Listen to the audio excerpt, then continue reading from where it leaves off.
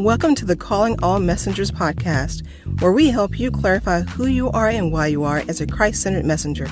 Join us as we share key insights and processes that will encourage and empower you to reach your tribe. Now listen in with your host, certified life purpose coach and messenger midwife, Terikka and online business strategist and resident messenger, Lakesha Gates.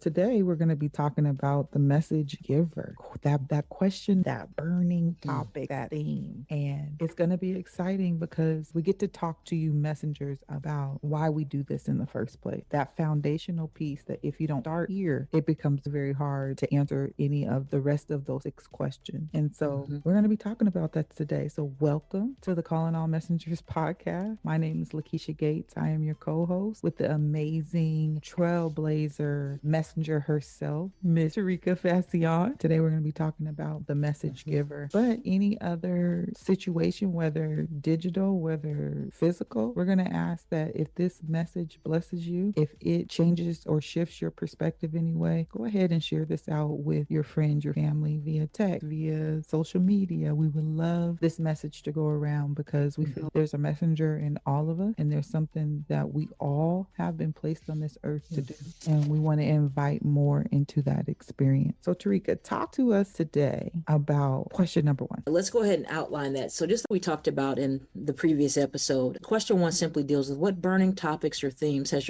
our father placed on your heart. And I think for me, it's more than just subject matter. Our awesome co-host, Keisha, she will give me these assignments to reflect on. And as I was thinking about this last night, I'm just realizing we don't get to choose these topics. It chooses us. So when we begin this whole process we know that everybody has a purpose. We know that there is more, but when we talk about the messengers, we're talking about that Moses-esque call that God has placed on your life. So not all of us can point to a specific burning bush moment in the sense that Moses experienced it, but all of us can say, there is this thing that has gotten a hold of me that I just cannot seem to shake. You've lived your life and you can speak on any of the areas that you've been through. If you've had children, you can give other parents advice. If you've gone through a divorce, there's different things that you can maybe share because you were able to relate with them. But there's something about when God has come to you and he has laid this thing on you, and it's almost, this is the thing where it's, man, Lord, I'm looking around and I'm seeing people who are dealing with this or who are struggling with this or who are living without that, and I want them to have it. And so I really want us to begin to think about that thing. Once again, you can read a book, you can watch a show, you can be a subject matter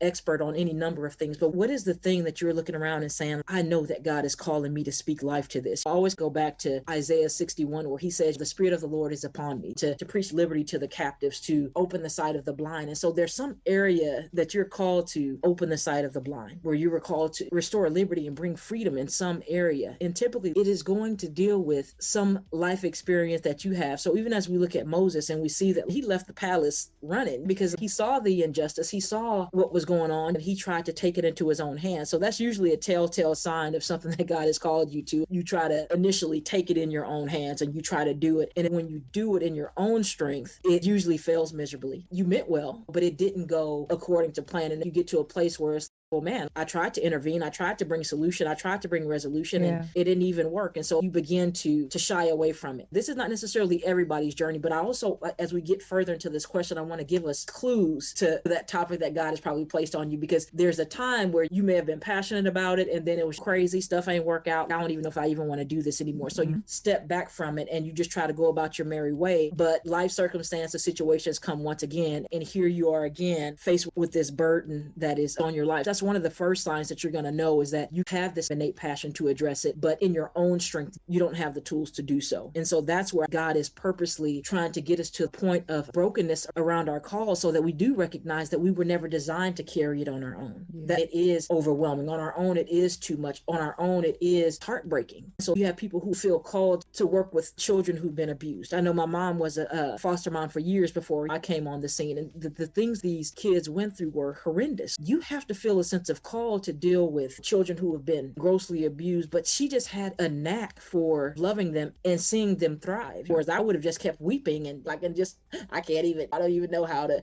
but there's a grace on you to carry what God has given you to carry. And another thing is sometimes it's going to feel it mocks you. When you look at Abraham and God is saying you're going to be the father of many nations and you have nan near a child, what does this even mean? I don't even understand what this means at this point. You're telling me that I'm going to be this world changer. You're going to tell me that I'm going to be this great speaker, this great fighter for the cause, and I can't even bust a grape in a grape fight. You're going to be this based on my empowering you to do this, because the dream or the vision or the call was never meant to crush you. The I am that I am was going to be in you and go with you and before you and prepare the way. So what you said is so key, that we have to start with this question of the message giver, because if we don't realize that he's given it to us, then when everything says that it shouldn't work and it's not going to work, then we will fold. Right. That's right. Because we talked about making sure that we remember that this is a life cycle of being committed and recommitting, being committed and recommitting, because we grow, we mature, and so does our vision. So does that word, that seed that God planted in us also goes through this cycle of commitment and recommitment. And disillusionment and reclarification. Absolutely. And it's the tension, right? That's what you're talking about. This tension of knowing that there's something more, or knowing that what the enemy meant for evil, God meant for good. It's all these things that are swirling around in this proverbial pot that makes us who we are and gives us the fire and the passion behind who we are. So when we talk about this burning topic or theme being the banner over our life, what does that mean? Anytime you read a book, you watch a movie, there is a central theme that there's a reason this movie was created. There's a reason this book was written. And so when I talk about it being a banner over our life, it's like, what is the reason that you are here? Jesus said, for this reason I have come. He has come to restore that which was lost. He has come to save the sinner and reconcile them to the Father. So even when we look at Abraham, we talk about him being the father of many nations, but God takes it even further. Yes, you're going to be a father, but the banner over his life was really that he was the father of our faith. So when you look at the banner on my life, it's that tagline that you see is clarifying who you are, and why you are. So if you look at the banner of your life, everything that you do is exhorting people to action and to contribute their life's work to the world. So you can't even tolerate like inaction. That just rubs you the wrong way. So when I'm talking about what is the banner or the theme, because here's the thing, sometimes we get confused because at different stages of life, when you go to college, it's not you're thinking, oh, I'm finna be this world changer in this way. You're just trying to get through whatever coursework that you're taking. And then you get married and now you're trying to figure out meal plans. We can solve the world issues, but we can't solve the issue of the meal plan. But through it all, when I was younger, I know that we're not just born just to die. I knew that I wanted clarity. Why are we here? What is the point? That thing has been a thread that has run through my life since as far as I can remember. So the kid who was on the playground and there was somebody picking on someone else and it made your blood boil, because everything about your life has been about justice and fairness and not picking on the little guy. So if you can look at your life, you will begin to see the clues all along the way that have always been pointing to the banner or the thesis statement or the theme of your life. So once again, sometimes we can, Lord, I just don't know. I don't have a sense of what it is you're calling me to do. But the thing is, or if we can begin to look at the clues or the signposts, then that thing will start to bring more awareness. There are some people who are just, look, we better treat our elderly folks with some dignity and respect up in here. Like you see, they just came in, you stand up and you speak, but you didn't have that same energy when you were on the sports field, because that wasn't the thing that lit you up or that pushed your button. So when people talk about when Jesus said, I came for the sick, he didn't sit around having issues with people who were tax collectors and prostitutes, but we seem to have a real issue. You can't be around all that foulness and,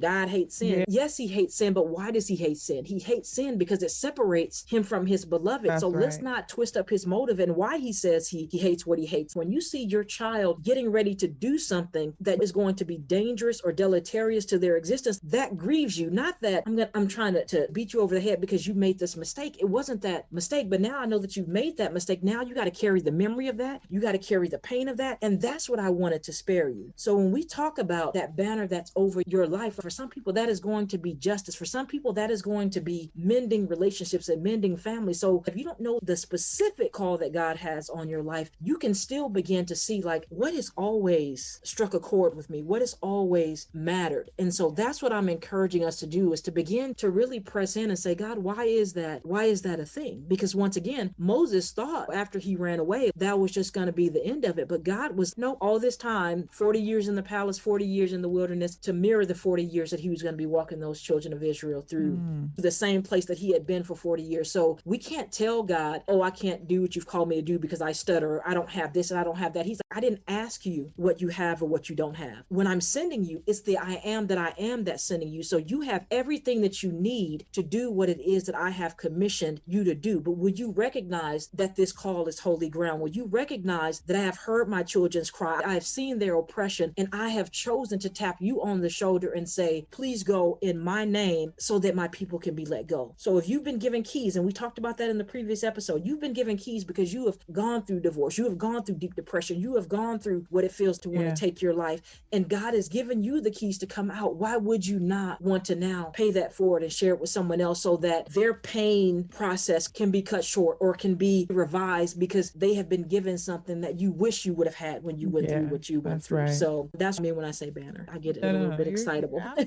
And that goes to show you how passionate you are about your message, right? That goes to show you how deep this runs through you. And you talked about this burning bush moment that Moses experienced after he had been in the wilderness for those 40 years, after he had murdered a man and ran, after he had experienced 40 years in the palace. So he had, I mean, if you look at Moses' life, he had many burning bush experiences, if we could say that, from the saving of his life, because at that point he was called to be murdered himself, and God spared his life to live in the palace. He then murders, and God spares his life and allows him to make it to the wilderness, and he spares his life to keep him in the wilderness. And then he meets him again at the appointed time when he now has a message that he needs him to step into his messenger role. And so when we talk about this burning bush moment, I know, at least for me, I have a couple from the very beginning of my existence, God saving my life from my parents considering abortion and being teenage parents, not really knowing what to do at 16 and 17 years old, and God placing a messenger, Miss Seibert, as their counselor, all the way from the beginning of my life to be a voice to say, no, there's an alternative way to do this. There's another option. You don't have to resort to this. So that was my first burning bush moment, if I'm using Moses as an example. And then over the course of my life, from growing up and living my life as who I am and always knowing that there was more and almost having an outer body experience, I know that I'm here, but I know that there's more. I know that what I'm seeing, I know that what I'm experiencing isn't it. And so there's this tension between where I am in my life and what I know that it should be, and it hadn't aligned yet. And getting married, having miscarriage, and having my daughter, which was a full switch because to myself, I would never have kids. And here I am now married with a child, going through all those motions, and my husband and I being together for all those years and experiencing infidelity. But it was in that moment, that second, I would say, burning bush moment for me, that I really then was able to step into who God called me to be. And quite honestly, it wasn't until that moment that I was able to walk fully and confidently in who God created me to be. But it's crazy though, because we get to these places where you realize when the scales are removed from your eyes, you look back, I was an imposter. I wasn't even myself that whole time. And granted, after you have these burning bush moments, it's not I have arrived. Now you get to unfold this new person that you're confidently walking in, right? And relearning and learning all these things that align to the message, right? Align to who God intended you to be. And so saying all that to say that, at least in my experience and from being in this messenger world for the last 5+ years, there always seems to be this crash, boom, clack that happens that wakes you up out of your slumber. So I know that is my experience. And from those situations, I can now say that to people confidently that there's more. that you are experiencing this tension. You're just uncomfortable in certain situations because you want to speak up, you want to shout out, you want to be a champion for change. I can't help but hear when somebody says, I want to write a book, or I want to be a coach, or I want to be a consultant, or I want to start a ministry. I can't help but get excited about that, because that is the banner of my life. It's for people to take action, to contribute their life's work to the world. And in turn, I have to put myself in a position to help them move their visions forward. That is my message. That is what God has given me that I cannot shake. And when I was younger, I always knew I wanted to help people. Helping my grandma in the kitchen or coloring my friend's hair. Granted, listen, don't do that. I mean, by the grace of God, these babies' hair didn't fall out. I was giving folks relaxers. I don't know who trusted me to do this, but it's because I always wanted to help. I always wanted to solve problems. You needed a touch up on your relaxer. I'm the solution to your problem. You needed organized because it was a mess. I am the solution to your problem. I've always known that there's a means to an end. When I started my first job out of college, as simple as helping people get their accounts open and closed for their electricity bill. It's the banner of my life, helping you reach an intended end. It's always been. And now at 41, I can confidently say that when I wake up every morning, when I go about my day, I am living into my purpose. And I get the opportunity to sit before a client and hear their vision and hear what they're passionate about and hear that message, to hear that thing that they can't shake, and help them shape that, help them take action towards that, help them move their vision forward, help them contribute their life's work to the world. And so these burning bush moments are not meant to harm you or to hurt you. They're really meant to help stretch you and to help you grow into the fullness of who you are. That's good. You should market that. I help you shape what you can't shake. That's a beautiful thing. What's powerful about what you're saying, Keisha, is that all the while God knew who you were meant to be. We come as these caterpillars.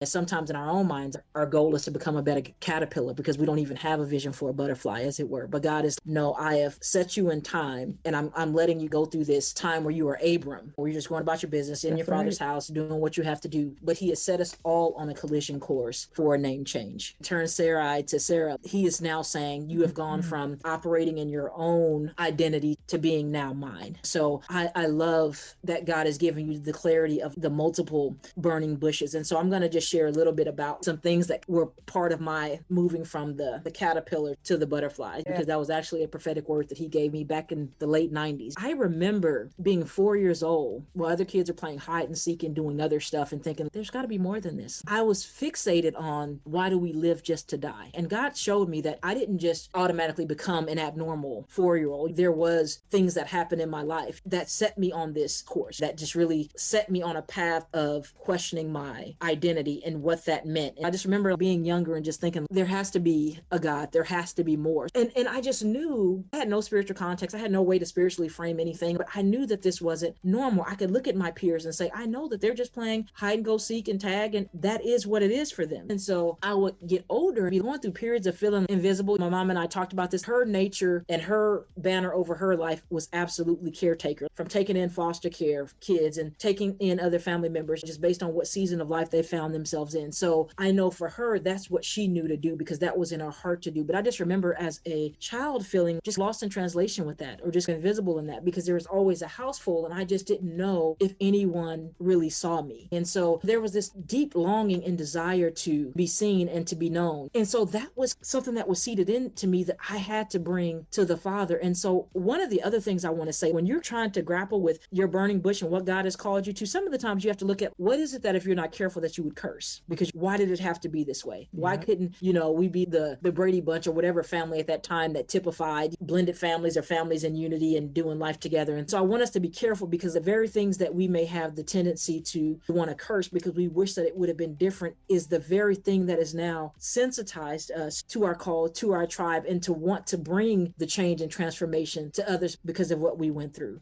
So I can honestly point to my sense of feeling invisible or unseen. That really led me on a question request to say, God, do you see me? Who am I? Who did you make me to be? What does this mean? Why do I have this gift? Why do I want to do that? So it was really the seedbed of what launched me into my obsessive learning and researching and my desire to get clarity. So a lot of times when people talk about your purpose, and what is it that you're passionate about? Sometimes it's not necessarily what you were passionate about, but it's also has caused you pain or what has angered you that you wanted to see change. So sometimes we have to make sure that we understand that purpose comes in many different trappings or attire. So I know that when I left home to college, I left running, and I was not necessarily in pursuit of God in that moment. I'm going to go to college, I'm going to do me, and that's just what this is going to be, all in the midst of the peak of my identity crisis and all of that. And I'd be doggone if I didn't get on campus and God didn't intercept me with two juniors who were part of the lone little Christian ministry on these campuses, because these campuses by far were not Christ-centered. So I am going to Egypt, Babylon, and I knew that eventually I would probably seek God. But in this moment, this is where I am. This is what I am coming here to do. But God absolutely intercepted me before I could even go any further, because he knew that when I venture into something, I'm all in. And he was, we can't afford this detour in your life based on what it is I've called you to do. So I just remember these people just intercepting me and pursuing me and loving. And it was really uncomfortable, because the thing is, you ask to be seen, you ask to be valued, but when someone sets their sights on you and begins to pursue you, now you're uncomfortable with the very thing that you thought you so desperately wanted. So it was just one of those things, Keisha, where our pastor does this process called the power of story. When you really begin to look at those stages and phases in your life, you realize, God, it's always been a setup. Even when I didn't know you, you were strategically after me and trying to capture my heart by the people that you placed in my life, by the people who all along it was a setup. But sometimes we always say hindsight is 2020. And so I'm thankful that even when I chose the college that I went to, I chose it because of it being a liberal school and the freedom I thought I was going to be able to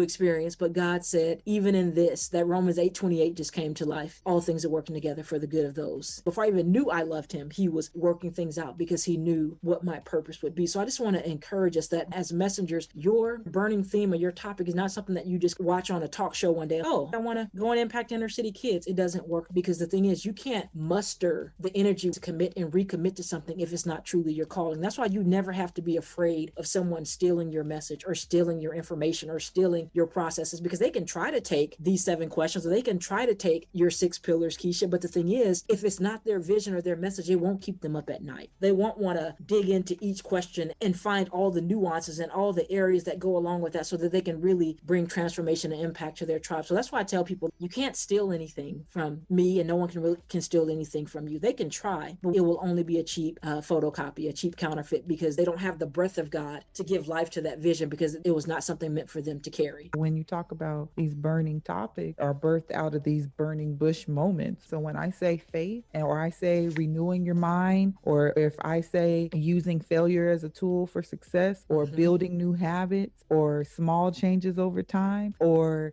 being a lifelong learner, those are my pillars. It's because I have life experience behind them. And though they seem, oh, I've heard that before. I've heard failure is a tool for success, but people haven't gone through my failures. People haven't seen how I've had to implement things in small increments over time because of life, because of having kids, because of having to juggle so many different responsibilities. And so though they are my burning topic and they sound general, they mean something completely different for me because of my life experience. And so for messengers, you have those things. You can look at your burning bush moments and say, what have I learned along the journey? What lights fire to my heart when I talk about these topics, when I talk about these themes? And that's what makes you unique. That's what sets you apart from everybody else. That's what's going to allow your tribe to hear you when you call, right? That's good. And I just want to hop in real quick, because there's a lot of people who are saying, I know my burning topic, I know my message, but oh my gosh, it's already been so done and even overdone. So you don't feel like you have to lend your voice to the conversation. I love what Keisha just said, that no, because of your personal, you are the secret sauce. Because of your lived experience and your relationship with that transformation, there's people who are going to hear you who won't necessarily hear the quote unquote larger name, because they feel that person can't relate to them where they are in their journey. So please don't feel that because someone else is saying something akin to what God has called you to say, that you are off the hook for sharing what God has called you to share, because only you live in the small town that you live in who have access to those people who need someone that they can relate to. So I want to make sure that we understand that God is calling us all to obedience where we live. And just because some other people are saying, and they feel like they're saying it more eloquently, Some people don't want to hear it eloquently. Like, they need to hear it with that Southern drawl that you have. They need to hear it with that sports lingo that you use. Because I don't care how many times we read it in Exodus, the way that Moses experienced it, it's always going to be a one-of-a-kind experience to him. We can try to do some overlays and some parallels to it. What God has done in your life and what he has awakened in you when you begin to speak on that thing, there's a whole nother catch fire that's going to happen. I know that even when we started this podcast this morning, I could be a little tired, but the moment that we shifted into this conversation, oh my, the energy just goes up because there it is. But if you have me on here talking about the Dewey Decimal System, look, we'll be taking a nap on here together because I'm not passionate about that process. The funny thing is Terikka always slips in this Dewey Decimal System and it cracks me up every single time. It cracks me up every single time. I didn't even realize that. Wow. Because we know how mundane the Dewey Decimal System is to everybody but librarians. They love it. The order, the strategy, the beauty of being organized. Exactly. So don't come for me. Don't come for my system. That's right. And so, Terikka, how can you, as our messenger midwife, can you give us a couple points to help our listeners say, what I'm not sure what my burning bush moment is. I'm not sure what my burning topic or theme is. How can they identify those things in their life? Just some of the things that we've even highlighted in this episode, but I would just say more succinctly, pay attention to those pain points that you've lived through. And now, because you've gotten through it, you're looking at others and you're wanting them to experience that same transformation. Also look at some of the things that you may have wanted to curse and that you wished it was so different, but it sensitized you in a way that you would otherwise not have been sensitized. And now you can empathize with folks in a way that others just cannot. The third thing would be, what is it that you can't shake? This is the haunting that we talk about. Anytime we talk about messengers, if you're going to be ready for the messenger experience, there has to be a haunting, because there's no way that you're getting ready to go and face Pharaoh and deal with all these people in bondage if you did not have this moment with God. And now this haunting that says, I have to go get his people. So it's those pain points that have now turned into transformation points, the things that you may have wanted to curse, but now you realize have caused you to be able to be sensitized to what others are going through. And there's a haunting. You can't shake it. That's so good. This has been such an exciting conversation for me. And as I get the opportunity to look at Terikka's face, and you guys don't see this big grin and these beautiful eyes just glowing, because this is her passion. And over the years, we've seen how much our messages intertwine so that I can come on as a co-host for a message that she's been carrying for 15 plus years. And so I thank you guys for listening in to our conversation today. This has been an opportunity for us to share our life's work with you and to really encourage you to step into your message, to step into your position as a messenger. And as we talked about today, it starts with the message giver. It starts with who we belong to in this message that he has given us, and in these sometimes burning bush moments that make you stop and make you stand in awe of him. And so thank you guys for joining us. Next episode, we'll be talking about your mess and your mandate, and who doesn't love a juicy conversation? That's why people are watching all these reality TV shows. So if you want to hear some of our mess, some of where we've gotten this mantle, this mandate on our lives, join us for episode 3 as we talk about question number 2, your mess and your mandate. What have you come out of or experienced that has birthed your desire to share your message with others? I thank you guys for listening and tuning in to Calling Our Messengers. My name is Lakesha Gates, your co-host, and I also have with me here Terikka Fascion, and I need you guys to remember, your tribe is waiting. We'll see you in the next episode.